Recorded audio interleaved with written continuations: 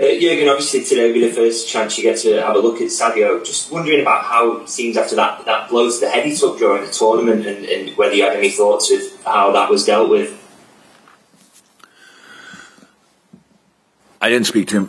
We texted, and I couldn't have more respect for what Sadio did. He is for sure now one of the biggest Senegal legends of all times, rightly so. The pressure on his shoulders was absolutely incredible.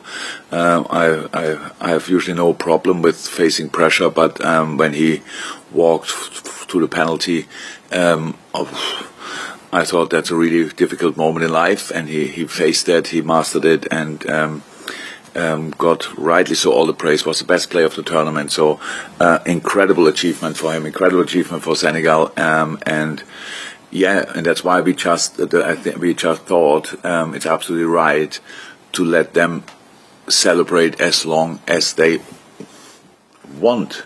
So it's not that they said, we all know Sadio doesn't drink a sip of alcohol, so it's not that he was running around through the city and didn't know where he wakes up. It's just it was a massive thing. I saw the pictures with the president of Senegal, the people in the streets, and these kind of things. It's a massive achievement. Makes it even more funny with what people made of my earlier comments this year. It was the big tournament we knew before, and it was for Sadio the biggest of his life. I can imagine that. Life so far, I want to make already finish that line, but it's absolutely insane. And for him as a person, 100%, he made a massive step. He was a great player, outstanding player, world-class player when he left here for the tournament, but he comes back as a leader on a different level, I have to say. And good for him, good for Senegal, important stuff coming up. But I was really impressed by the way he handled the situation there. Thank you. We'll go to Richard Jolly, please. Next, we've got 2 more questions to come. So, Richard, the next question. Hi, Jurgen. Just wanted to ask about James Milner and his contract. I think it's up in the summer. Have there been any talks? Do you want to keep him? Do you want to stay? What's the situation? There are talks, but how always we usually don't comment further on that. There's no reason for it. But yes, of course, I'm in talks. The club is in talks with Millie. We'll see. But I think you said before that you think he can play on till he's 40. Is that right? So you do see a future for him sort of somewhere anyway, because plenty of players retire at 36. Oh yeah, there's no chance that Millie will retire next year. So no, he's desperate to play on, and I understand it, to be honest, because life after careers, when you stay healthy, but when you're lucky enough to stay healthy, then it's much longer than your career. So you should extend your career as long as you can, if you can play football. So better than other things. Millie will be fine after career as well, but he obviously loves what he's doing. He will play football next year, definitely. Cheers, Thank Richard. We'll go to Simon Mullock and we'll finish with Joe Bernstein. Hi, Jurgen. Going back to Sadio, normally a few years ago we always thought players were at their peak at 26, 27, 28.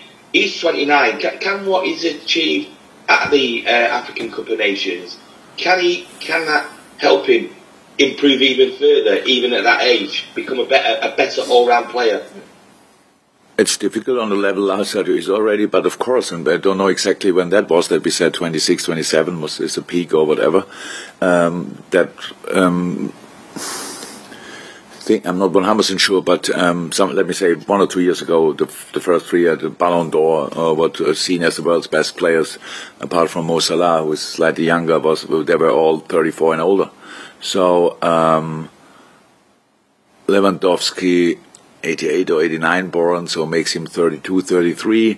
Then Messi and Ronaldo, 34, 36, 37, whatever. I think Cristiano turned. So it's not about that. We have exceptional talents out there, and if you are lucky enough to get through a career without major injuries, you can play long. And who decides when is your peak? I wouldn't decide that, because I don't know exactly when that happens. We have now a really good example with Luis Diaz, who is not a kid anymore, but his career started pretty late for some reasons, because of the region where he's from, blah blah blah, physicality, all these kind of things. As I said, a late bloomer. So when you see him, he's a he's not the biggest player, so probably he can go for a long time, and these kind of things. So they're all different, but there's no peak mid-20s or whatever. The massive advantage of early 30s, mid-30-year-old players, he sees the things in the right way. If he learned of his career, and then he can use that, and then he can still use that, and then he can be an even better player than he was 2-3 years before. So that's the plan with all of them. There's no age roof. Let me say so. Beyond that, we don't do it, man. For clubs, it's different. Clubs think they won't sign a 33-year-old player, maybe because they think we cannot sell him anymore, or these kind of things. But if the player's already in, it's outstanding to have them around because they have experience, and if they have desire, then they have quality. You mentioned Ballon d'Or winners there, Jurgen. Can winning this tournament propel Sadio to that level? I don't know. No, nothing to do with that. I think he was as a potential Ballon d'Or winner. I have no idea. I think that depends a lot to the season. We play and he plays, so that's how it is. Because usually you have to win the Champions League or be around and show up in the Champions League. That's how how this works. I don't know exactly. I just constantly forget who votes for what, but yeah, his potential will not hold him back. Definitely not. Ballon d'Or's journalists, I think, so it's their fault, which is good. Not that Simon gets about it. You have to vote him. Yeah, exactly. Okay. If you want him there. Joe Bernstein to finish this part of the press conference. Thank you. Jurgen, you and Sean Dyche are the two longest serving managers in the Premier League. Sean has been at Burnley 9 years, you've been at Liverpool 6 years. Are you surprised that you've both been successful, despite maybe stuttering starts, or you didn't win a trophy to begin with? Sean has been relegated, but the club stuck with you, they're getting their rewards. Are you surprised that other clubs don't try this a little bit more? You know, because it seems the first sign of trouble, the manager's out. I think clubs, apart from Watford, try it at least. All the other clubs want that. Each club want that. Each club want a long-term solution, I'm pretty sure. So I cannot really, you have to ask our owners why they think I'm the right one, even after that long time. But with Sean, I can see it, from outside at least. So I don't think, and I mean it, honestly, I don't think any other manager could have achieved what Sean achieved at Burnley. That's the truth. So bring them up. I was not here when they were relegated and came back. I was not in England, so didn't know that. Since I'm here, Burnley is Premier League.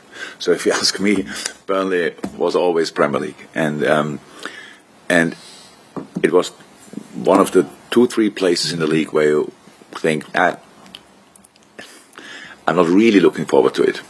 So, especially not in the beginning, that if you play the first time, you think, oh my God, and you get more experience, you learn more about it, stuff like this. You realize the battles around on the touchline and stuff like this is part of the deal, all these kind of things. But my respect couldn't be bigger. I have to say, it's really like that. I don't think anybody else could have done it, because the resources they have are, in comparison with other countries, really, really good. But in comparison with other Premier League clubs, obviously not that good. And then staying that stable in the Premier League is a massive achievement, I have to say. It's as big as winning the league with other clubs, and for sure. And yeah, all my respect.